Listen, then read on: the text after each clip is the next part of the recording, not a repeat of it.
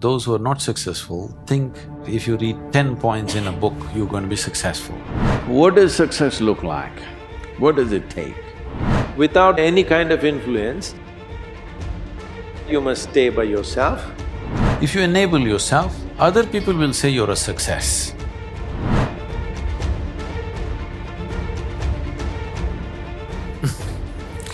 If there were tips for success, everybody would have been successful. There are no tips for success. Hands on, you got to do a million things. Only those who are not so successful or those who are not successful think somewhere if you read 10 points in a book, you're going to be successful. Those who are successful, they know, they stand on their head and do circus on a daily basis, okay? Only in the parties they stand up straight, rest of the time they are on their head, okay?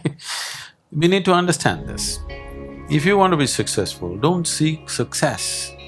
What you seek is competence. If you enable yourself and if you do something well, other people will say you're a success. If you think I'm a success, it's foolish, isn't it? You're doing something and you're doing it well, other people in the town or in the country or in the world, people will say, oh, he's doing something really successful. They're looking up to you, that's fine. You look up to yourself, that's madness, okay? You don't seek success, you seek empowerment, you seek competence. You do the best that you can do. You cannot do as well as somebody, but you can do the best that you can do. So if you do your best, if your best is good enough, world will recognize. If it is not, you will be happy.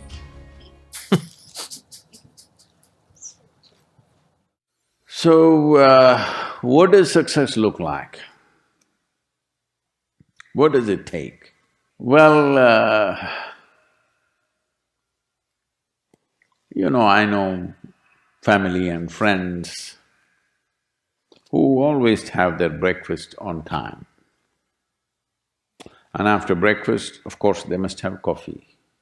After coffee, of course, they must light up a cigarette and sit there nicely because they're trying to become peaceful.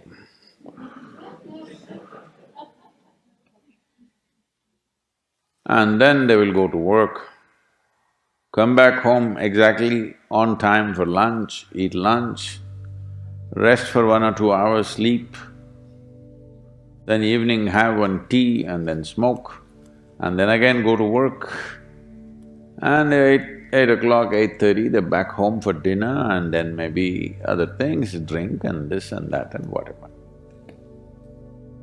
But those who have been very successful, either in music, sport, art, business, spiritual process, doesn't matter what, those people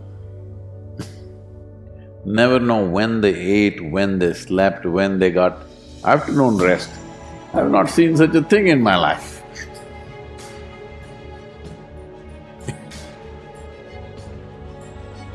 So, those who are committed to being successful with whatever they're doing,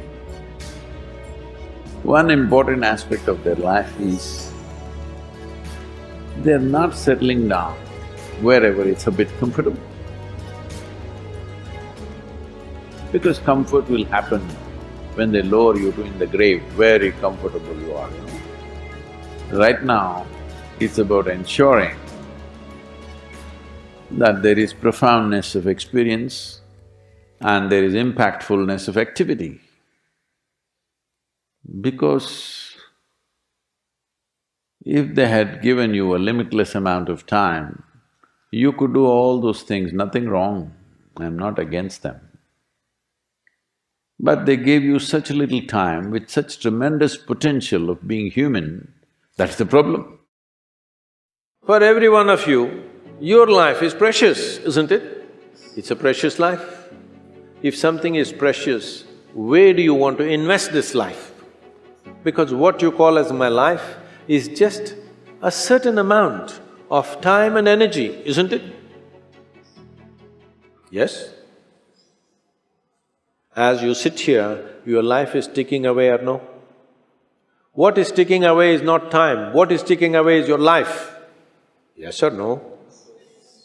So this energy that you call as my life, How are you going to invest it? Because it's going to if you're doing something truly worthwhile, it gets over before you know what happened. Only if you're doing something worthless, it feels like a long life.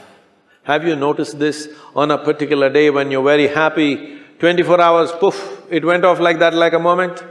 You're miserable, 24 hours feels like 10 years. Have you not noticed this? So only miserable people will have a long life. Joyful people, life goes away like that, as if it's a couple of days. It passes away like that if you are creating what you really care to create. So, one thing that every young person should do is, without the influence of the peers of your own age group, without the influence of your professors and your parents, without any kind of influence, somewhere you must stay by yourself, at least for 2-3 days, and look at it.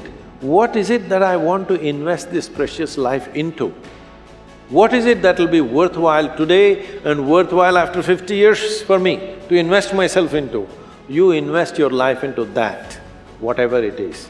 However small, big, it doesn't matter.